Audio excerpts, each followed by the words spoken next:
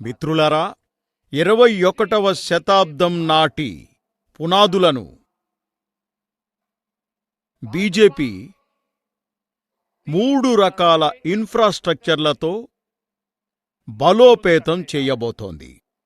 మొదటిది social infrastructure, రెండోది digital infrastructure, మూడోది ఫిజికల్ ఇన్ఫ్రాస్ట్రక్చర్.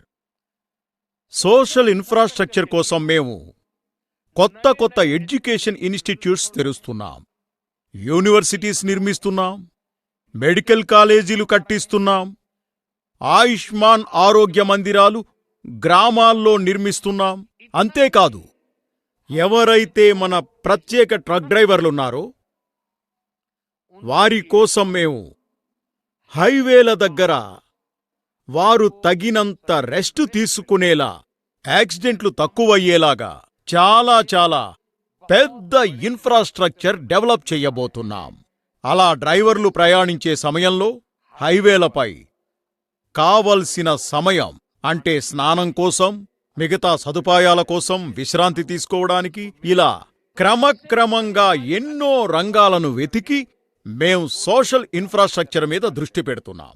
రెండోది ఫిజికల్ ఇన్ఫ్రాస్ట్రక్చర్. అందుకే మేం దేశవ్యాప్తంగా హైవే, రైల్వే, ఎయిర్వే, వాటర్వే లాంటివి ఆధునికంగా మారుస్తున్నాం. మూడవది డిజిటల్ ఇన్ఫ్రాస్ట్రక్చర్. అందుకే మేము 5G విస్తరిస్తున్నాం, 6G మీద పనిచేస్తున్నాం. అలాగే ఇండస్ట్రీ 4.0 కోసం డిజిటల్ ఇన్ఫ్రాస్ట్రక్చర్ బ్యాక్ బోన్ అవుతుంది. మేం ఇండస్ట్రీ 4.0ను దృష్టిలో పెట్టుకొని మన డిజిటల్ ఇన్ఫ్రాస్ట్రక్చర్ను సిద్ధం చేస్తున్నాం.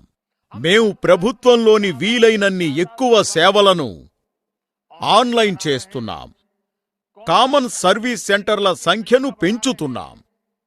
ONDC ఆన్లైన్లో జనం కొనుగోళ్లు చేయడానికి ONDC ప్లాట్ఫామ్ను, ఇంకా టెలిమెడిసిన్ను కూడా విస్తరిస్తున్నాం.